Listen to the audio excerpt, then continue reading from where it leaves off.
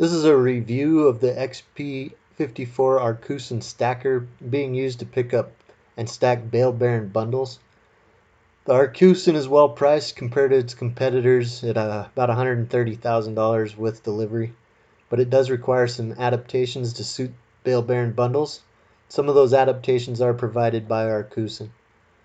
Our initial thought was that stacking the bundles flat would provide a stable stack and would make picking up the bundles with the stacker much easier, since they'd be oriented the same as the big bales for which the Arcusin was designed. This required a bundle flipper attachment to be added to the bale bearing at a cost of about $1,000, including shipping. The bale bundle flipper was fairly easy to install, but requires 3 people or an overhead lift to handle the tailgate. The Arcusin itself required adaptation on the bed and on the first table to accommodate the loose nature of bale bearing bundles compared to 3x4 large bales. Additional modifications not included by Arcusin were additional forks at the end of the bed and holders to keep pallets in place while loading and dumping a stack. And this made it possible to tilt the bed nearly to a vertical and stack under a 19-foot 8-inch shed without issue. Another benefit to the Arcusin stacker is being able to run the controls from outside of the tractor.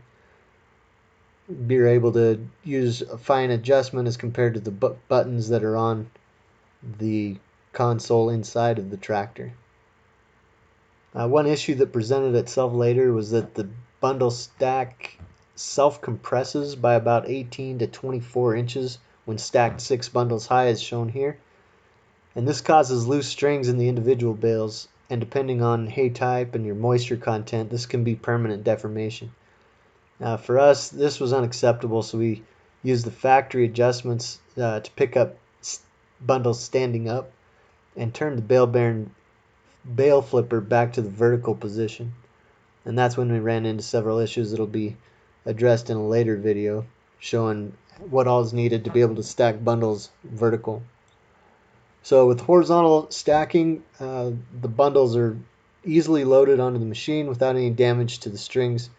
The machine stacks well and the bundles stay fairly upright as long as you have good consistency in your bale density and bale length, individual bale length.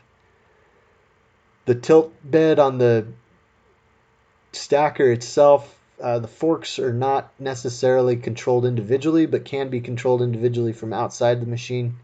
That's just one item to note. And with bale bearing bundles, you really need those back forks added on to the tail bed if you want to be able to stack, if you have the bundles inside of a shed, or be able to back up with those bundles tipped up. They just sag about anywhere from 18 inches